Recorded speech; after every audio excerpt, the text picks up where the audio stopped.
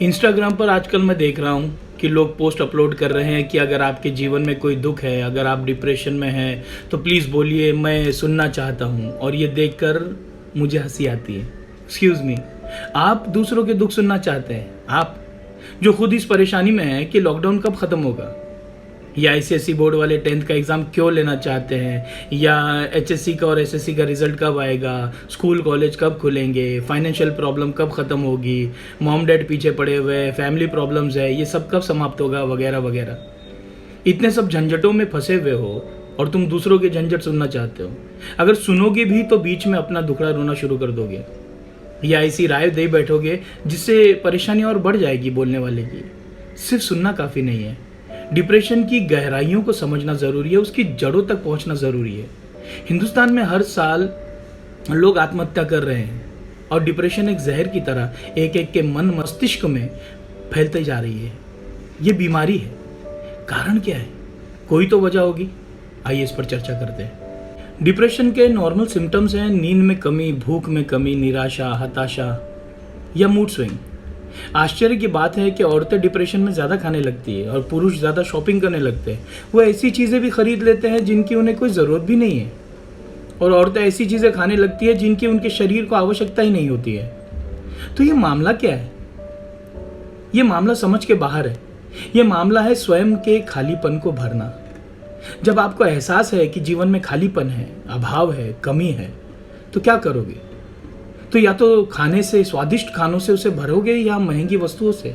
और ये कुछ भी नहीं है, ये और कुछ भी नहीं है। बस खुद को भरने, खुद को पूरा करने का प्रयास है, कोशिश है। लेकिन अगर मन ही खाली हो तो वस्तुओं से भर ना सकोगे।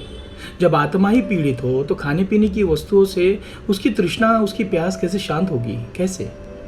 और जब ये सब उपाय करने के बाद भी मन के अधूरेपन को वैसे के वैसे ही महसूस करो तो मनुष्य और अंधकार में गिरता है और अधूरेपन में समाता है। सब होंगे पास, लेकिन जब मन ही अतृप्त रह जाए, आत्मा ही प्यासी हो जाए, हृदय ही खालीपन का अनुभव करता रहे हर क्षण हर पल, तो जीना कठिन है।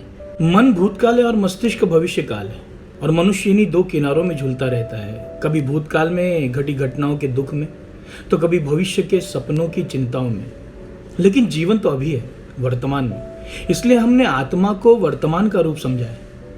डिप्रेशन का अर्थ ही है कि पास्ट का दुख और फ्यूचर की चिंता से पनपा, उपजा, जन्मा खालीपन। डिप्रेशन दो प्रकार के हैं। पहला उसे होगा जिसके पास सब कुछ है, धन, दौलत, शोहरत, संपत्ति।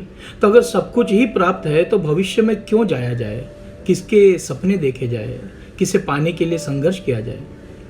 ये सब कुछ होने का भाव भीतर से व्यक्ति को दिशाहीन कर देगा। दूसरा, जिसके पास कुछ भी ना बचा हो, न धन, न दौलत, न संपत्ति, न संबंध, कुछ भी नहीं। तो जब आपके पास कुछ भी ना बचा हो तो भविष्य के सपने देखोगे कैसे? क्योंकि ख्वाब देखने के लिए भी तो इच्छा चाहिए। जब कोई लक्ष्य ही ना हो, जब कोई मंजिल ही ना रहे, जब कोई मकसद ही ना बचे, तो जीवन व्यर्थ लगने लगता है, दोनों। और जब जीवन व्यर्थ लगने लगेगा, मकसद खो जाएगा, मंजिल ना बचेगी, ख्वाब ना रहेंगे, तो फिर इस जीवन का क्या करोगे? क्या? तो सीधा सा जवाब मन दे देगा कि ख़त्म कर दो। ऐसे जीवन को ख़त्म कर दो जो जीने योग्य ही ना हो। तब व्यक्ति आत्महत्या करता है। हम सारा जीवन भागते रहते हैं, धन के पीछे, संपत्ति के पीछे, वस्तुओं के पीछे। हमको लगता है कि धन से सब कुछ हासिल किया जा सकता है, लेकिन ऐसा नहीं है। धन से आप बिस्तर खरीद सकते हैं, नींद नहीं। धन से आप किसी स्त्री का शरीर खरीद सकते हैं, उसके प्रेम का क्या? ये दौड़ आपको कहीं नहीं ले जाती। आश्चर्य है, आप ये कहेंगे कि ये सब मैं उनके लिए कर रहा हूँ जिनसे मैं बेहद प्यार करता हूँ, मैं उन्हें सुख देना चाहता हूँ। लेकिन क्या आपने गौर किया है, आप प्यार करने के अलावा सब कुछ कर रहे हैं। आप उन्हें सुख नहीं दे रहे हैं, बस सुविधाओं का साधन जुटा रहे हैं। और ये दौड़ अंधी है, अनंत है। जब धन कमा कमा कर थक जाओगे, जब मन अकेलापन अनुभव करने लगेगा, जब दौड़ते दौड़ते अपनों से ही बहुत आगे निकल जाओगे, दूर निकल जाओगे, तब तक देर हो चुकी होगी। सब पीछे रह जाएंगे और आप इतने दूर जा चुके होंगे कि उस मार्ग पर स्वयं को अकेला ही पाओगे। तब निराशा और उदासी ही के अलावा कुछ भी नहीं बचेगा। भगवान कृष्ण ने भगवद गीता में कहा है कि सच्चा मनुष्य वो जो अपने मन और मस्तिष्क को संतुलित कर जीवन गुजारता है, बैलेंस करके। तो करना क्या होगा? जो व्यक्ति मन और मस्तिष्क को संतुलित कर दे, बैलेंस कर दे, जो व्यक्ति पास्ट और फ्यूचर को संतुलित कर दे, भूतकाल जो बीत गया और भविष्यकाल जो आया नहीं है, इन दोनों को जो समझ जाए, वो वर्तमान में जीना शुरू कर देता है। भूलो भूतकाल को, दुखों को, वो जो हो गया वो जा चुका है। छोड़ो भविष्य की चिंताओं को, वो अभी आया नहीं है। अभी में जियो, वर्तमान में रहो, प्रेजेंट को संभालो, फ्यूचर अपने आप संभल जाएगा। प्रेजेंट में जियोगे तो पास्ट अपने आप भुला दिया जाएगा। अगर आप मुझसे पूछे कि डिप्रेशन में जाने से किसी को कैसे रोका जा सकता है, तो मैं कहूँगा 2 उपाय। पहला, हर मनुष्य को वो होने दिया जाए जो वो होना चाहता है, उसे वो करने दिया जाए जो वो करना चाहता है, उसे वो बनने दिया जाए जो उसके मन की अभिप्सा है, लालसा है, इच्छा है। बंधन से मुक्त करें अपने बच्चों को, अपनी इच्छाएं उन पर ना थोपें, उन्हें अपनी आकांक्षाओं के बोझ के नीचे दबने ना दे, उन्हें वैसा स्वतंत्र और उन्मुक्त जीवन जीने दे जैसा प्रकृति ने उसे सौंपा है, जैसा कुदरत ने उसे बख्शा है, जैसा परमात्मा ने उसे दिया है। उसे गिरने दीजिए, गिरकर संभलने दीजिए और फिर गिरकर उठने दीजिए। उसे इतना भी सहारा मत दे कि वो आप पर निर्भर हो जाए और उसका अपना आत्मविश्वास, अपना सेल्फ एस्टीम कहीं बिखर कर रह जाए। उसे मानसिक रूप से अपंग मत बनने दीजिए। अपने बच्चों के लिए इतने प्रोटेक्टिव ना बने कि वो स्वयं की रक्षा भविष्य में ना कर सके। उन्हें अपनी लड़ाई खुद लड़ने के लिए हौसला दिलाए, उन्हें अपने संघर्ष स्वयं करने के लिए प्रेरित करे। दूसरा, हर मनुष्य थोड़ा मजहबी हो जाए, थोड़ा धार्मिक, थोड़ा रिलीजियस हो जाए। जब आप हर ओर से निराश हो जाते हैं, कोई रास्ता नहीं सूझता समझता, कोई मार्ग दिखाई नहीं देता, कोई राह नहीं पता चलती, तब आप क्या करते हैं? या तो शराब की तरफ बढ़ेंगे, आत्महत्या कर लेंगे, या परमात्मा की शरण में जाएंगे। जब मनुष्य को यह महसूस हो जाए कि भले ही कितनी भी असफलता हो, दुख हो, अकेलापन हो, परंतु मेरा परमात्मा मेरा साथ नहीं छोड़ेगा, मेरा हाथ नहीं छोड़ेगा, चाहे कुछ भी हो जाए, मेरा ईश्वर मेरा बुरा होने नहीं देगा, तब एक हिम्मत आ जाती है। अपने संकटों से, अपने हालातों से, अपनी परिस्थिति से लड़ने की ताकत आ जाती है भीतर।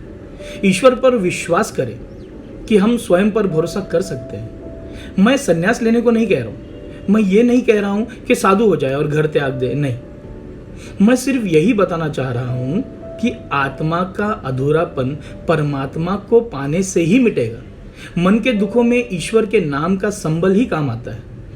निराश जीवन को, हताश जीवन को संभालने के लिए, दुखों से बाहर निकलने के लिए भगवान पर ही विश्वास और ढाढ़स बंधना जरूरी है। थोड़े धार्मिक हो जाए, जिस धर्म को आप मानते हैं उस पर चले, जिस ईश्वर को पूजते हैं उन्हें स्मरण कीजिए, जिस पवित्र पुस्तक को आपके घर में पढ़ा जाता है उसे पढ़ें। आत्मा के घाव परमात्मा रूपी मरहम से ही भरेंगे। तीसरी बात, स्वयं पर विश्वास करें, दूसरों के सहारे जीना बंद करिए। सहेली से झगड़ा हो गया, परेशान, दोस्तों से झगड़ा हो गया, निराश, रिश्ते टूट गए, असफलता आ गई, परेशानी आ गई, जिंदगी में बहुत जल्दी हताश और उदास हो जाते हैं आप। दूसरों के सहारे रहना बंद करिए, दूसरों से ओपिनियन मांगना बंद करिए। इंस्टाग्राम पर देख लीजिए, व्यूज लिख कर आता है, स्टोरी में लोग व्यूज डालते हैं कि मेरे बारे में आपके क्या विचार है। आप स्वयं को नहीं जानते? क्या आप स्वयं के बारे में विचार रखते नहीं है? आपको पता नहीं आप कैसे हैं? तो फिर लोगों से पूछना क्यों? लोगों की सजेशंस क्यों? लोगों के ओपिनियन आपके लिए इतना मैटर क्यों करते हैं? अपने पर भरोसा रखिए। लोग आपकी जिंदगी में आएंगे, लोग आपकी जिंदगी में जाएंगे, लेकिन याद रखिएगा आपको स्वयं के साथ ये जीवन जीना है। तो लोगों को महत्व दीजिए, लेकिन लोगों को ही, उनके नजरिए को ही सब कुछ मत समझिए। सबसे बड़ा है रोग, क्या कहेंगे लोग। लोगों के ओपिनियन मैटर करते होंगे, लेकिन लोगों के ओपिनियन ही सब कुछ नहीं है। आप जो है, जैसे हैं, सुंदर है। आप जो है, जैसे है, खूबसूरत है। अपने पर विश्वास रखिए। लोगों के जाने से डिप्रेशन में जाने की जरूरत नहीं है, लोगों के जाने से परेशान होने की जरूरत नहीं है, लोगों के जाने से निराश होने की जरूरत नहीं है। जो व्यक्ति अपने पर भरोसा करता है वही व्यक्ति संसार में सफल होता है। दूसरों को सुनने से ज्यादा, दूसरों को समझने की कोशिशों से ज्यादा अपने आप को सुनने और समझने का प्रयत्न कीजिए। अपने घर को सुखी करने की कोशिश कीजिए। निराश होने की जरूरत नहीं है। ईश्वर किसी के साथ बुरा नहीं करते। बुरा समय होता है, निकल जाता है, पास हो जाता है। आपको अपने आप पर विश्वास रखना होगा। इसी विश्वास के द्वारा आप जिंदगी में आगे बढ़ सकते हैं। निराश मत होइए। आत्महत्या कोई सॉल्यूशन नहीं है। आत्महत्या, सुसाइड करना कोई हल नहीं है। अपनी जिंदगी से जूझे, लड़े एक योद्धा की तरह और आगे बढ़ जाए। तब देखना सारा संसार आपके साथ होगा। अगर आप दूसरों पर निर्भर करेंगे तो स्वयं को भी खो देंगे। आप अपने आप को इतना स्ट्रांग बनाएं कि आप दूसरों का संबल बन सके, उनका सहारा बन सके। मैं यही चाहता हूं कि आप जीवन की खूबसूरती की तरफ देखे निराशाओं की तरफ नहीं। भविष्य के सपने बुने लेकिन वर्तमान में जीना बंद ना करे। भूतकाल की बातों से सीखे मगर उनसे हताश या निराश ना हो। असफलताओं को भी वैसे ही स्वीकार करे जैसे सफलताओं को स्वीकार किया जाता है। धन कमाए लेकिन उसके पीछे अंधे होकर भागने की कोई ज़रूरत नहीं है, वरना धन से भी ज़्यादा कीमती संबंध आप खो देंगे। थोड़ा समय पूजा, नमाज, प्रेयर के लिए भी निकालिए। थोड़ी देर ध्यान करिए जिससे मन को संतुलित करने में सहायता प्राप्त हो सके। और अंत में यही प्रार्थना करूँगा कि आप अपने को स्वीकार कीजिए। बस आप जैसे हैं सुंदर हैं।